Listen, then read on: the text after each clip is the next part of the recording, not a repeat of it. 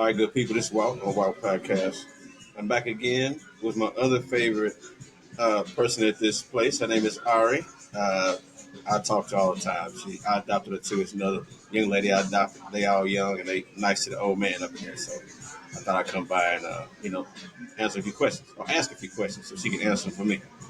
So now, if you don't mind, Ari, would you tell them where your culture is from, where you're from, that kind of thing? Yep. So I am born and raised in Dallas, but I am a first generation child from foreigner parents that have came from Africa, specifically East Side, which will be Eritrea. So knowing the background on that, the reason why they came here is a whole lot. Um, it's interesting the dynamic that I've experienced growing up here in America. Even though I was born and raised here, we still had the culture. We still had the curses. So, I mean, they can get into it. Yeah, yeah. I So, want to. so how do you say hello in your language? Salam. You can say either salam, which means hello, or marhaba, which it means in the Arabic language that means welcome. Welcome. Yeah. Okay, okay. For a long time, I talked to you for a long time. I never knew you spoke no language. So actually, what's so crazy about it is that my first language was my language. Wow. So like my parents taught us that, and then we learned English within school. Hmm. Okay. But we still learned English, and we still learn English at the household. But the thing is, what's so crazy about it is they still put us in ESL. Uh, So that was another thing. So I'm in ESL teaching the kids how to speak English and how to do all that, knowing that I could barely speak English to a certain extent. wow. You said ESL. Now, what is ESL? So English is second language. Oh, English single. Okay. Second. So that's a Okay. class that they'll pull you out of whatever class that you're in, like your homeroom. They'll pull you out of that classroom and they'll put you in that class with a teacher to learn phonics, fluent reading. So they'll have like maybe like 7, 8 kids, maybe for like maybe 45 to an hour. And you're just sitting there and literally the whole entire time you're learning phonics, you're learning books. And I'm like, I know how to do all this. Smart young But lady. hey, it's not what you do, it's what you know. So that brings me to my next question. So you have a lot of your culture instilled in you, which is very Yes. different from American culture. So how does that affect you when comes to dating or meeting people? That's a good question because the thing is with that, what it does is it heightens your brain score. So when I meet someone, it's we're so America is a individualistic country or culture. Let me say that. So it's always me, me, me. What do I need to do to make sure everybody's good? Now for us, it takes a village to raise a child kind of concept. So meaning everyone has to do better for everybody. Mm-hmm. So now, when it comes down to me, that's where the giving side comes from. That's where I can't sit down if I see something just there, and so it shaped me in a way to where it made me understand that certain people do not deserve certain energy, Absolutely. and that's the mixture. That's the boundary side of it. Because like the American side of me is like, hey, if someone can't act right and someone doesn't deserve it, why give it to them? But the culture side of it is what kind of battles me on it. And it's like, I know better. I was raised different. So, Right. like, whatever I provide is what I'm going to receive. Now, I can't expect that, and that's the American culture of it. Right. But even then, still be kind of hard. So can you give me an example of an American action that made you say they don't deserve my energy? Even at work, 'cause I know you work with a lot of people out here too. Okay, so my biggest thing is I am really big on mannerisms. Right. Say please, say thank you, like no please, yes please, yes ma'am, no ma'am, no sir, no like Yeah. And so like if I'm gonna hold the door open for you and I see you walking, it don't matter how far you're coming from, I'm gonna hold the door open for you. Mm. Now if you don't say thank you, Let me hit him with the door. I ain't gonna hit him with the door. I ain't gonna hit him with the door. They ain't gonna put me out here like that. I ain't gonna do that. I'm not violent. I'm not violent. I'm just asking. But I will say like Where's thank you at? where your mannerisms at. I mean, you can appreciate it. Thank you. I need Oh, something. Even with Candace, I be telling her when she be asking for stuff, say please. Or whenever somebody asks anybody else, like even if I hear it just over, like even if you was talking to someone right now, and you were like, hey, can you pass me that cup over there? I'd be like, where's the please at? They don't have to because technically it's may I, not can I. But show me some manners. Show me some manners. So that was one thing I was really raised on, and I be telling my nieces and nephews, hey, say please, say thank you. Like, if somebody hands you something, say thank you. And if someone says say thank you, say you're welcome back. Right. You never leave it off cut off like that. Like, if somebody sneezes, and I say bless you, Right. I expect you to say thank you. Now, if you don't say it, I'm going to wait. I'm going to be like, hey, thank you. They get to wiping their nose, they forget, they don't care. And I'm like, and you know what the crazy thing is? I get it because every time you sneeze, your heart stops. That's true. That's why they say it. So I get it. You kind of low key, you know, went away for a minute. He's almost out of here. So say thank you because I said bless you. Yes. Because you're really supposed to say God bless you. Right. So that's why you stare at people that sneeze. They don't say that. You kind of look at them. Now it's making sense. Hey, mannerisms go a long way because at the end of the day, nice like you. It does not cost to be kind. It does not cost to be nice. It does not cost to be a good person. Right. But it does cost your sanity, your mentality, and all that when someone can't reciprocate that to you. Right. But in the concept of the world, do not expect that from everybody. Do not expect what you receive, nor give, because at the end of the day, you give what you're supposed to. Mm-hmm. Now, if somebody doesn't reciprocate it nor receive it, you can't be mad about it. You can be upset. You can be disappointed about how the world is, but you cannot expect someone to have the same amount of generosity towards them. Because everybody's not raised like that. Everybody's not raised the same. So, that's why when people don't open the door, like if I see somebody, if a man walks in, right, not putting no gender statuses on anybody or anything, like the man walks in, and you don't hold the door. If you walk in before your woman, what does that say about you? Now I understand you're supposed to lead, so we get that, but not physically. Right. You always have your woman in front of you. You always keep an eye on her because you never know what goes on behind. You know what? It's funny you say that because my grandfather raised me to be that way. Yeah. But then I dated a woman years ago that always wanted me to walk in front. I said, I'll never know what's going on behind. Exactly. Because so you walk first. You always walk first. A woman always comes first, but they always say ladies first. For sure. So even then, like on that, when you're sitting down with a woman at the table and y'all are ordering, you let the woman order first. That's right. Now, if a man does it first, you got to be ordering for both of us. You got to know who you're ordering. Like, that's a dominant man. That means the woman is submissive to you. She allows you to do that because she knows you're in control and she allows you to take care of her. So y'all eat it like, hey, get us some chicken. You want chicken? Oh, you know what you want. She wants chicken. Hey, you better know how she wants it. You better make sure that it's extra crispy and what she wants. Yeah. So it's a real big thing. So never let a woman walk on the other side of the road. Like when you're walking on the pavement, you never let her walk on the side where the traffic's at. Absolutely. You always keep her on the inside. Absolutely. Because you never know what happens.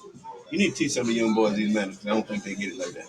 I'm telling you, it's house training because a lot of these young men that are being raised, and not even just men, even women too, because they're not allowing themselves to have that value as far as understanding what a man is supposed to do for them. Right. Now, I get it. It's a different era. It's a different generation. It's a different concept. So it's 50-50 this, and you take care of the movie tickets, I'll take care of the popcorn. And then we go out, you'll get a drink, I'll make sure whenever we get to the gas station, I get some gas for you. And I'm that person because of how I was raised. Right. And it wasn't more of the concept of men versus female wise, but for me it was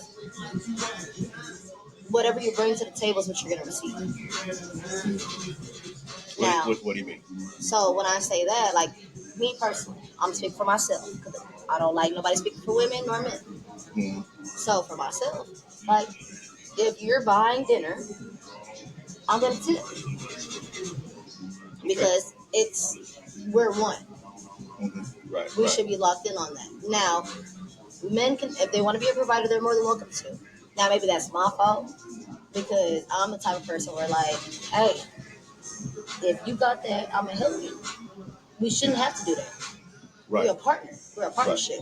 Right. So I feel like even like just being married, like marriage itself is a business plan. Yeah, right. And it's funny you say that. And I wonder if that's part of the reason why I wanted to ask you some of these questions because Yeah. America has been westernized to the point where, like the 50-50 rule, Yeah. I don't believe in 50-50 Yeah. because we're in different stages of our life sometimes. Exactly. And you don't know what you're bringing to What? What? the table. Sometimes you have 10 and I bring my 90. Sometimes I'm down on 30, I'm going to need your 70. But But, even then, but that should never be like that. no, and we ain't talking about we building a table. Ain't no table. It's my table. We building this table. We gonna do it. Yep. But all this 50-50 back and forth, I'm like, when your relationship to me, old school way, is we don't keep score. You're not supposed to. I don't keep score, baby. What you You're got? not I got you. supposed to. You know. And that's the thing about it. And it's like, I feel like it's the product of our environment to an extent. Mm-hmm. Now, me being from a younger generation itself, I, once again, like, I was raised that you do what you're supposed to do and everything will fall in line. Right. Trusting God first, put family second, and then after that, don't allow nobody to mess with God, family, nor your money. Like my triangle. God up top, family. That's how I do it. Bro. Tell you that's how it's supposed to be. Yeah. So when you're raising that concept of living and mentality, it doesn't make it better that I'm a preacher's child. You know, you gotta put God first. For sure. So it's a lot. You know what I'm saying? So like from seeing experiences with siblings and what their environment caused them to be a product of. Right. And then with me, it's like I feel that with relationships, I'm strong headed. I don't like to be a beta. I'm an alpha. Only reason why is how I was raised. Gotta get yours. Gotta get what you gotta get. You gotta make sure that you take care of life. Right. So gotta be a beta For sure. for a man to feel like he can be down. But now you gotta find the right man that stimulates your mind, allows you to tap into your feminine energy if you're not raised that way. So experiencing people from other cultures, and then the men in this area that's all we're speaking about. Yeah. How difficult is it to find someone with that energy you're talking about? As a whole, I mean, just when you talk to your friends, not just necessarily just you, Yeah. but as a whole, how difficult do you think that is for? I feel like that's why I always say I'm born in the wrong era. I feel like it should not be that difficult. Right. If a man respects you and loves you, he will push mountains into the ocean and oceans to the space. Like Right. he will be there for you. Now it takes upon a woman to allow herself to feel like, hey, I can let my guard down. I can be a woman. I can be a lady for you. And that's the submissiveness that comes in, but it's not really submissiveness. It's not at all. It's really there's a connection, there's a dynamic to where I ain't gotta worry about it. I can seal my back towards the door. Safe space. Safety and security. Yeah. That's crazy. You know what's so wild? It's like women typically, especially in our culture in America, they want. This is what you typically hear more often than not. You hear all the you gotta be 6 feet, the six pack, 6 figures, all that. People say it all the time, right? I'm gonna stop you right there. What I learned growing up is when you put a limitation on something, you will never succeed. I like that. You'll never succeed. So, like, if you tell yourself, hey, so this is where I had to learn about how life really works. I was telling myself that by the time I am 25, I'm going to go ahead and already be done with school. I'll be probably married by 26, 27. By 29, I'm popping out a baby. By 30, we already got the house we're looking at, the picket fence. I can see the vision. You know what I'm saying? Right. And now I'm 26. And I'm like, hold on, wait a minute. Life don't work like that. When you put limitations on something, you're limiting yourself. Right. So even with school, if you tell yourself, I got to be done with school by 22, you limited yourself because you gave yourself a cap. So you don't think it's okay to have I think it's different between a It's cap different and a between goal. exactly. That's Cap what and I a said. goal. A cap and a goal is two different things. Right. Now, a goal is longevity. A goal is going to allow you to, like, hey, in 5 years, I need to get this done. I got deadlines for certain things. That's different because that means you're applying the pressure. You're applying yourself. Right. You understand that is where you need to be. Now, if you limit it and you tell yourself that, oh yeah, I need to be out of school by 26. You don't know what happens in life. You're limiting yourself. Now you can put a goal to it and be like, hey, this is where I need to be at by this age. Now, if you allow yourself to fall victim to that, be like, hey, by 21, I'm going to make sure that I can go ahead and get a licensing on something. It's drive versus try. Because when you try, you put a cap on it. When you drive, you got to go. I hear you. Okay. So it's different on that. You know what I'm saying? I had to learn that the hard way. Like, I was told I need this, and this. But now I'm like, so that's something that's instilled in your family from a preacher's kid. yep. I guess something instilled in you from there. Yep. And also knowing I have parents that are very strict, but not strict. And it took me as I got older, like, so not to really get into like family stuff, like relationship wise and all that, but like for me and my mom, we never really had a relationship like that. Like now, that's my mother. She gave the nurturing side of it, you know what I'm saying? Like parents provided all of that. Right. But I can say my sister was my mom because she was provided the nature side of it. Actually being home and you know what I'm saying? Because when you nurture someone, you're you're giving them the emotions. You're doing what you're supposed to. But like nature is different. Nature is nature versus nurture. You're learning. You're learning. You're trying to teach. Okay. So yeah, it did play a big role. And you know what I'm saying? Like the women in our culture are very, very, very, very dominant. Really? Very. And only reason why, like, we say so, like, that's funny you said that because we just had this conversation today with my niece and her friend. So I was doing her hair today, and she talking him crazy. Like, no, like, talking him crazy, but like, not bad, but like, he'll say something, she'll like, come here, like I said. But like, he'll get up, he'll still go, I'm like, hey, man, you ain't supposed to do that. Like, I don't care that that's my niece. Like, hey, you supposed to lead. He was like, nah, I learned the best way. Happy wife, happy life. Is he American? He's African American. Yeah, that's not happy wife, happy life. I believe in happy spouse, happy house. That part. I'm OG type, a little different. So he knows how to provide. He knows how to. So he's talking with her. They're laughing. I'm like, hey, you know. But I'm being funny about it. I'm like, if you don't put your foot down and tell this little girl, put up. I said, you act like I'm mama to my niece. Like you act like mama. Mm-hmm. He looked at me, and now the boyfriend looked at me, talking about something. You act the same way.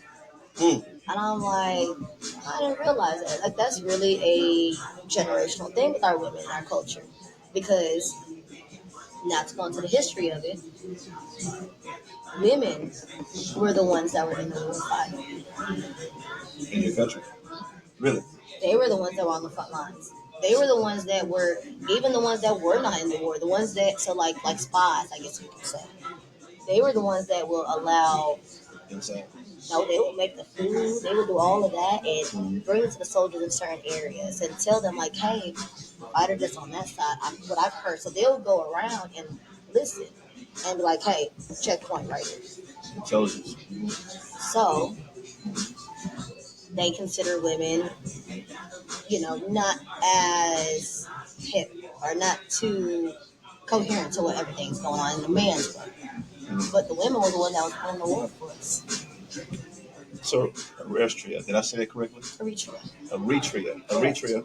And I looked at the map, so it's close to Ethiopia. Yes, so we share borders. So our borders did not open until 2017. Another independent, right? Yes, so both countries are actually independent. Good? Can you believe this? Y'all keep watching. It gets worse. Good. Like I'm a sissy sometimes. And so now the thing is with them, that was the longest war in history. So it took everybody in the United Nations to be like, hey, we need to cut a treaty. Like this is the longest war that's going on. We're losing too many casualties. And I just learned this recently. Ethiopia had actually drafted African Americans from the U.S. to fight in the war. Oh wow, didn't know that. I just recently was going, I was going down. When you go into history, you go down the rabbit hole. So I'm looking, me and my dad are talking, and my dad is a big historian. Like, he knows every war, everything that's going on in the world. Mm-hmm. He could tell you anything.